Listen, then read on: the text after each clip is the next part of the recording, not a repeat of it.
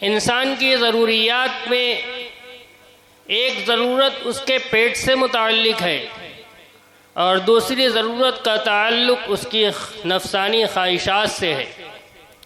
پیٹ کی ضرورت کو پورا کرنے کے لیے انسان مختلف ذریعہ معاش اختیار کرتا ہے، اور اس سلسلے میں حضرت نبی اکرم صلی اللہ علیہ وسلم کی واضح ہدایات موجود ہیں۔ اللہ تبارک و تعالیٰ نے قرآن کے اندر اس کے متعلق ارشاد فرما دیا، یا ایھا الذین آمنوا کلوا من الطیبات ما رزقناکم، اے ایمان والو ان پاک چیزوں میں سے کھاؤ جو ہم نے تمہیں دی ہیں۔ پاک سے مراد حلال۔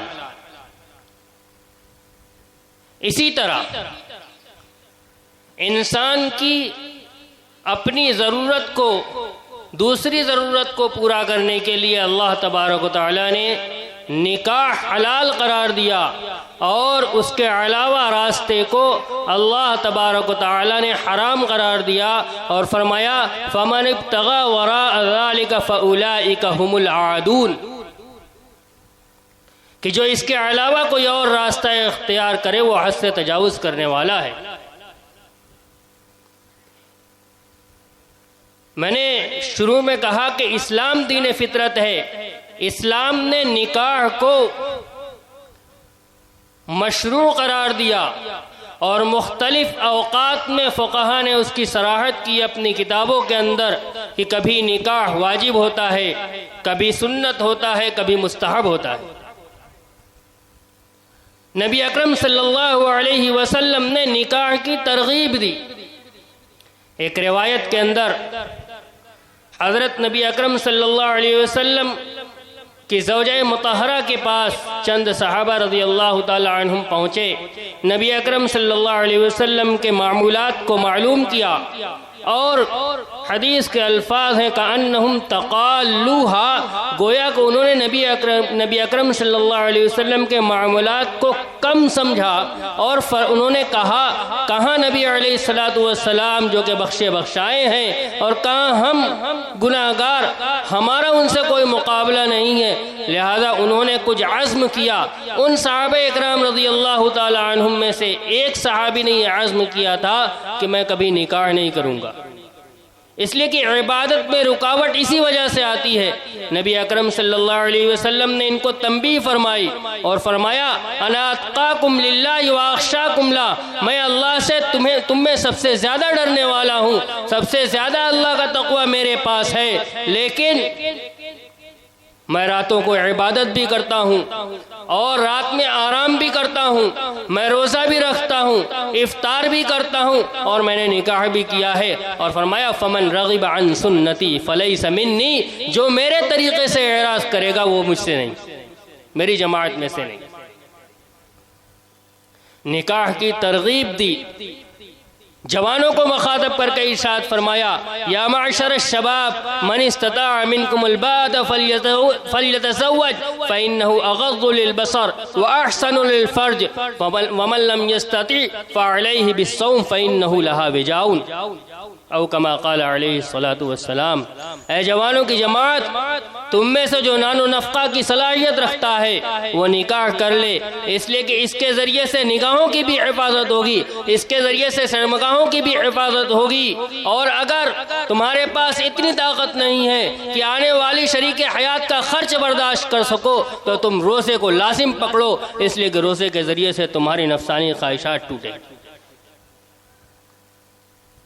معاشرہ ایک صالح معاشرہ بنے، اس کے لیے ضروری ہے کہ جس طرح اور دوسری چیزیں صحیح ہوں اسی طرح معاشرے کے اندر فواحش و منکرات بھی ختم ہوں۔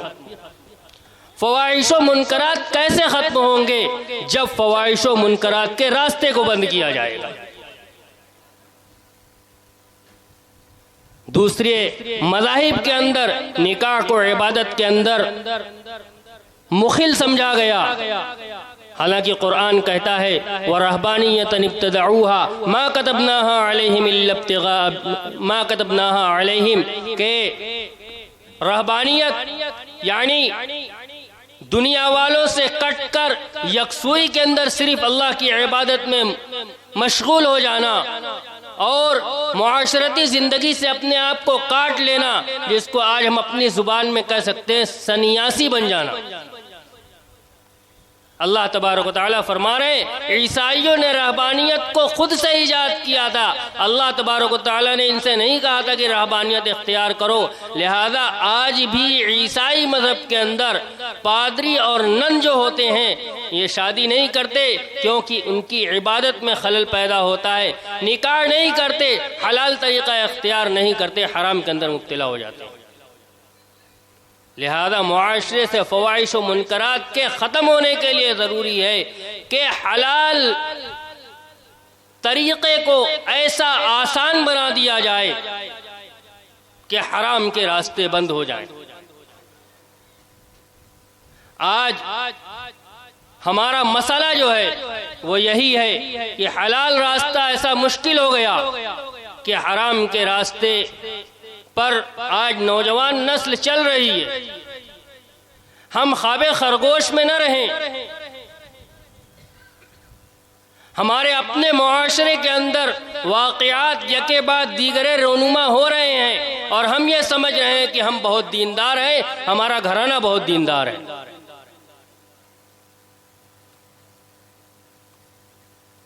ہم چاہے جتنے دیندار ہو جائیں، ہم صحابہ اکرام رضی اللہ تعالی عنہم اور امت کے بزرگوں کے مقابلے میں ہمارا دین کہیں ٹھہرتا نہیں ہے۔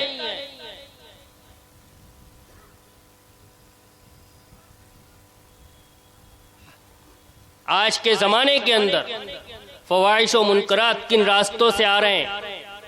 یہ موبائل کے راستے سے۔ ایک چیز میں معاشرے کے اندر بہت تیزی کے ساتھ عام ہو رہی ہے اور اس کو کوئی گناہ بھی نہیں سمجھتا، گھر والے بھی آنکھ بند کیے رہتے ہیں، جانے دو۔ رشتہ منسلک ہو جانے کے بعد لڑکا اور لڑکی کی آپس کی گفتگو عام ہو رہی ہے۔ آج موبائل کے ذریعے سے یہ کام ہو رہا ہے۔ اسی طرح اور دوسرے جو پلیٹ فارم ہیں موبائل کے، ان کے ذریعے سے یہ نامحرم کے ساتھ گفتگو ہو رہی ہے، یہ بھی زنا کی ایک قسم ہے۔ نکاح جب آسان رہے گا اور نکاح وقت پر ہوگا تو پھر یہ چیز ہمارے معاشرے سے ختم ہوگی۔ حضرت مولانا مفتی سلمان صاحب منصور پوری دامت برکاتہم نے اپنی کتاب لمحہ فکریہ کے اندر موجودہ دور کے اندر نکاح کی عمر کا تعین کیا ہے اور فرمایا کہ 23 سال کی عمر میں بچوں کا نکاح کر دینا چاہیے۔ نبی اکرم صلی اللہ علیہ وسلم نے تو جو ہدایت فرمائی ہے وہ یہ فرمائی ہے کہ جب بچہ پیدا ہو تو اس کا اچھا سا نام رکھے، اس کی اچھی تعلیم و تربیت کرے، اس کو اچھا ادب سکھلائے۔ نکاح کب کرے؟ جب بالغ ہو جائے تو نکاح کر لے، اس لیے کہ بلوغت کے بعد ضرورت کا جو راستہ کھلا ہے، اگر حلال راستہ آسان نہیں کیا گیا تو حرام کا راستہ کھل جائے گا۔ اس کی وجہ ہمارے یہاں نکاح میں تاخیر کی وجہ میری اپنی ناقص رائے کے مطابق دونوں طرف سے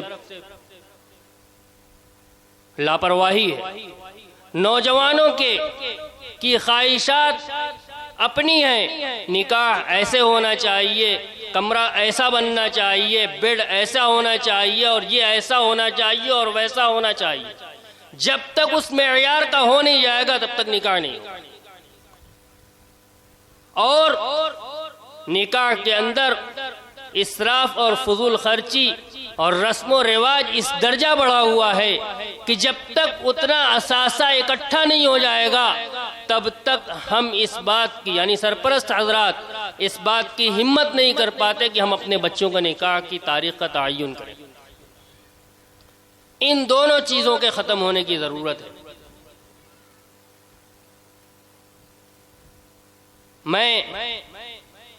2-3 واقعات سنا کر اپنی گفتگو مکمل کرتا ہوں۔ 2 واقعات حضرت نبی اکرم صلی اللہ علیہ وسلم کے زمانے کا۔ ایک واقعہ تو آپ بار بار سنتے ہیں، حضرت عبد الرحمن بن عوف رضی اللہ تعالیٰ عنہ کا، کہ آپ نے نکاح کیا ہے اور حضرت نبی اکرم صلی اللہ علیہ وسلم کو بھی اس کا علم نہیں ہے۔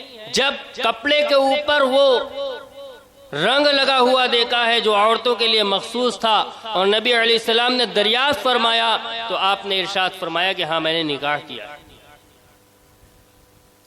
اور آپ نے ان سے کہا اولم ولو بشاتن، ولیمہ کرو چاہے ایک بکری ہی کیوں نہ ہو۔ دوسرا واقعہ حضرت جابر بن عبداللہ رضی اللہ تعالیٰ عنہ کا۔ حضرت جابر بن عبداللہ رضی اللہ تعالیٰ عنہ کون ہیں؟ حضرت جابر بن عبداللہ رضی اللہ تعالیٰ عنہ کے والد محترم حضرت عبداللہ ابن عمرو ابن حرام رضی اللہ تعالیٰ عنہ غزوہ احد کے اندر شہید ہو گئے تھے، اور ان کی 6 یا 7 بیٹیاں تھیں، اور ان کے اوپر قرضے بہت تھے۔ حضرت جابر ابن عبداللہ رضی اللہ تعالیٰ عنہ نبی اکرم صلی اللہ علیہ وسلم کے پاس تشریف لائے اور ان سے کہا کہ یا رسول اللہ آپ ہمارے گھر تشریف لے چلیے، قرض خواہ آ رہے ہیں، ان کا قرض ادا جا۔ واقعہ تفصیلی ہے۔ نبی اکرم صلی اللہ علیہ وسلم ان کے گھر تشریف لے گئے، قرضوں کی ادائیگی ہوئی، اور خود نبی اکرم صلی اللہ علیہ وسلم بنفس نفیس حضرت جابر ابن عبداللہ رضی اللہ تعالی عنہ کا اور ان کے گھر والوں کا حال چال پوچھا کرتے تھے۔ ایک غزوے سے واپسی کے موقع پر حضرت جابر ابن عبداللہ رضی اللہ تعالیٰ عنہ فرما رہے ہیں کہ میں نے اپنی اونٹنی کو ذرا تیز بڑھایا تو ایک شخص نے پیچھے سے اونٹنی کو، اور وہ چل نہیں رہی تھی، پیچھے سے ہانکا تو اونٹنی تیز چلنے لگی۔ جب میں نے دیکھا تو وہ نبی اکرم صلی اللہ علیہ وسلم تھے۔ نبی اکرم صلی اللہ علیہ وسلم نے مجھ سے پوچھا کیا تم نے نکاح کیا ہے؟ حضرت جابر ابن عبداللہ رضی اللہ تعالیٰ عنہ نے فرمایا ہاں میں نے نکاح کیا ہے۔ یہ وہی جابر ابن عبداللہ رضی اللہ تعالیٰ عنہ ہیں جن کے گھر کی خبرگیری خود حضرت نبی اکرم صلی اللہ علیہ وسلم فرماتے تھے، لیکن نکاح کیا ہے تو نبی اکرم صلی اللہ علیہ وسلم کو خبر نہیں ہے۔ معمول کی چیز ہے۔ ہمارے یہاں تو اگر حضرت نکاح نہ پڑھائیں تو نکاح ہی نہیں ہوگا۔ اور آگے چلیے، زمانہ ابھی بہت دور نہیں گزرا، حضرت شیخ رحمۃ اللہ علیہ ان کی 2 صاحبزادیوں کا نکاح حضرت مولانا یوسف صاحب رحمۃ اللہ علیہ حضرت مولانا انعام الحسن صاحب رحمۃ اللہ علیہ کے ساتھ ہوا ہے۔ لکھا ہے حضرت نے آپ بیتی کے اندر کہ مظاہر علوم سہارنپور کے سالانہ جلسے کے موقع پر چچا جان یعنی حضرت مولانا الیاس صاحب رحمۃ اللہ علیہ ہر سال تشریف لاتے تھے۔ ایک سال تشریف لائے تو فرمایا کہ میری خواہش ہے کہ یوسف کا اور انعام الحسن کا رحمہم اللہ ان دونوں کا نکاح کر دیا جائے۔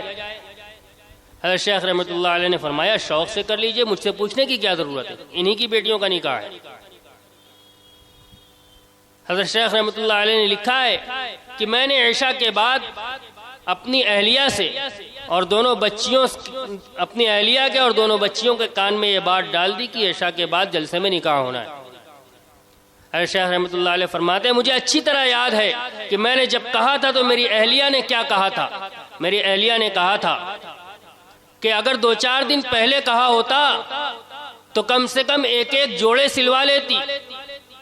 آگے لکھتے ہیں مجھے اچھی طرح یاد ہے کہ میں نے کیا جواب دیا تھا اور اس جواب پر وہ خاموش رہ گئی تھی۔